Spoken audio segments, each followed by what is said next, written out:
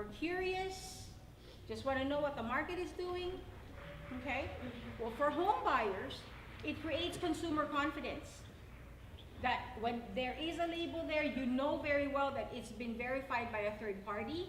It's not an owner or a realtor claiming that it's green merely for the fact that they have low flow toilets, right? Or bamboo floors, or energy efficient appliances. They think it's a green home. No, it's not. Okay.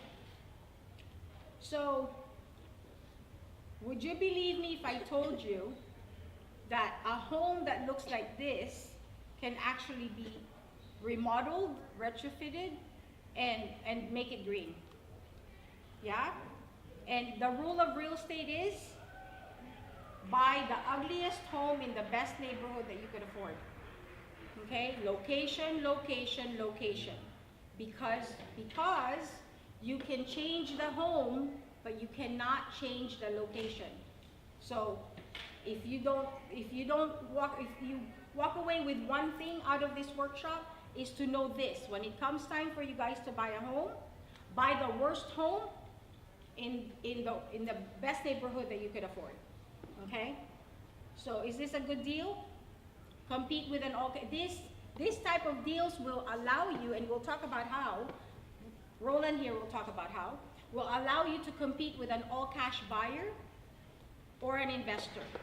Okay? And this is a good example. This is a case study that we actually did in 2012. A home was acquired. It was a short sale for $340,000. The cost of cosmetic repairs and renovation of the home, just for cosmetic, was $25,005.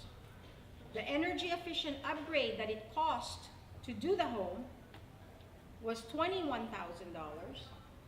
And then the incentives that the utility was offering back then was maximum $8,000. There was a $500 rebate to put a green label on your home, as well as we have the California Association of Realtors Real Estate Assessment Program, which gives you $250 towards an energy rating. And again, Roland will talk to you guys a little bit more about that in a little bit. So the total cost to acquire and repair this home was $377,255. Ready for this? The appraised value of the home after the energy efficiency improvement was $465,000, and they got $23,250 to pay for the energy improvements on that home. Okay? And so this is the breakdown. Cosmetic repairs, the same thing. Okay? Look at this.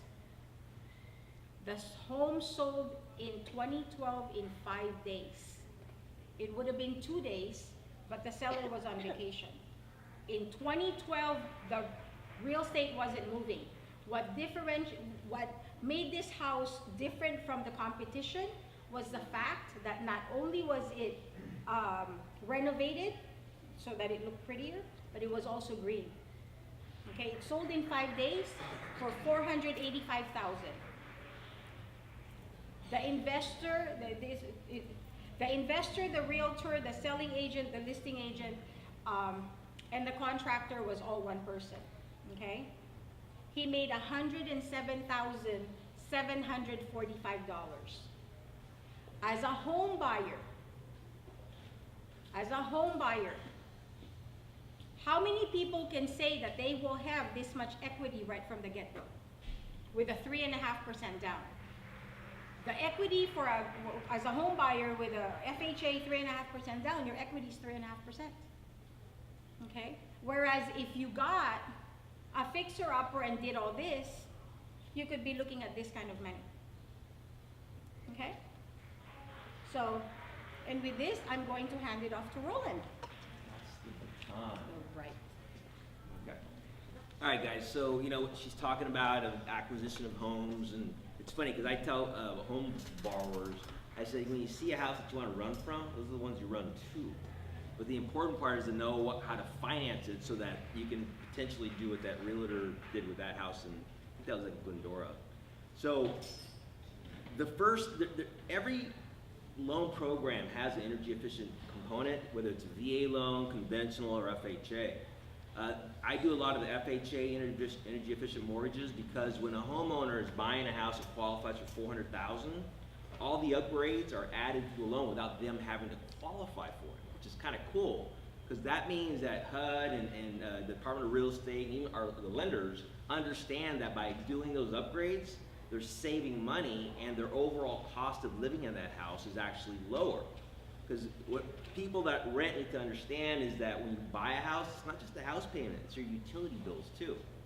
So we've been able to, lower, in Whittier we did a house where the utility bills were like $350 in the summer a month, and she's paying like $50 a month because of all the energy efficient upgrades, and we changed the heating, the air conditioning unit, redid the duct work and everything. So that's all allowed to do. We're allowed to do that with this energy efficient mortgage. And we did that with an FHA, and again, she qualified for the max, and we did an energy audit, and then she threw on all the upgrades onto the property.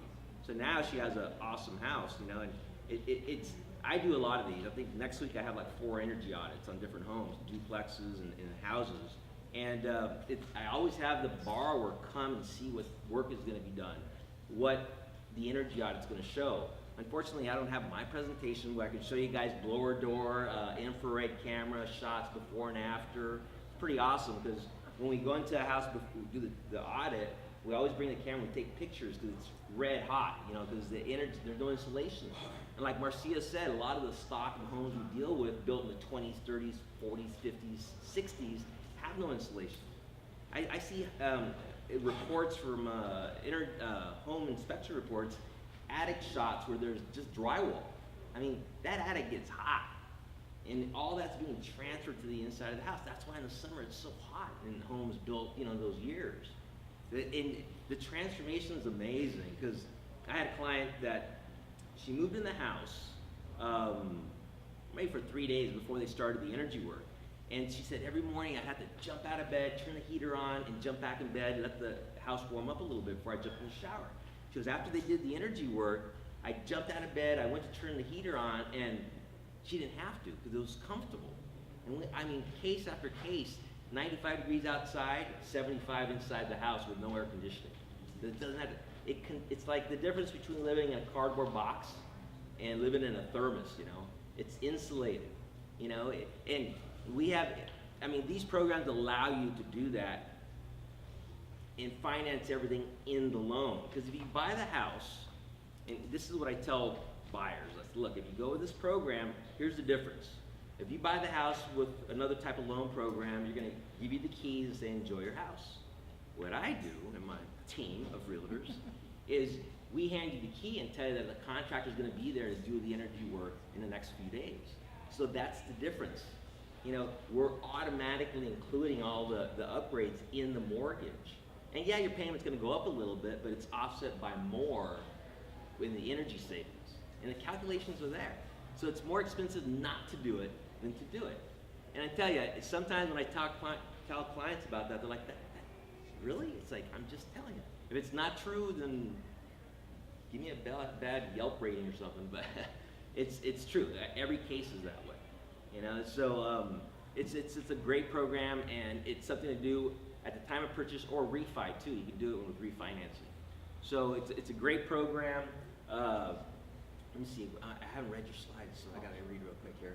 So Bot automatically qualifies for 5% on the approved mortgage. What we do is we do actually energy audit. So that's the maximum that they can put. So if you have a house and let's say it's $20,000, which is 5% of the value of the house, we do an energy audit. The energy audit says that the lifetime savings of the improvements are $17,000. That's going to be your cap. It's the lesser of the two. So every house is different. And I've done a ton of these, so I kind of know what the budget's going to be before they even do the test. So financing the cost of added energy efficient features to a new existing loan, reduce utility expenses to allow homeowners to pay a higher mortgage to cover the cost of energy improvements. Must use HERS raters. That's super important. Now, I'll tell you a little story that happened last week. My dear father-in-law, he went to Lowe's to get his air conditioning unit done. Well, they told him that he was gonna get a $2,000 rebate and all this stuff, right? At the very end, they said it's only gonna be $800. And I'm thinking, I hear about this and I think, that's not right. So I sent my contractor over to see what work they did. Well, they didn't do the proper ratings, because anytime in California, when you do an air conditioning system, you had to test the ductwork to make sure it's within like 5% leakage. These guys never did it. So my contractor's looking through it going, there's no test results. So he calls the company, and they're kind of mad at him. So who are you? What? He said, well, I'm actually a BPI certified contractor, and I'm noticing that you broke kind of the law by not properly testing. They're like, we'll send someone right away. I think that's kind of sad. Here, you know, he goes to Lowe's thinking that they're gonna do it right, and they didn't test correctly. And anytime when they told him he was gonna get rebate money, the reason he wasn't gonna get the $2,000 is because they didn't do the duct test, because that's part of one of the components to get the maximum amount of money. It killed me. I was ready to get on the phone, but you know, if they take care of it, they'll take care of it, but I still kind of want to report them, because are they doing this to everybody?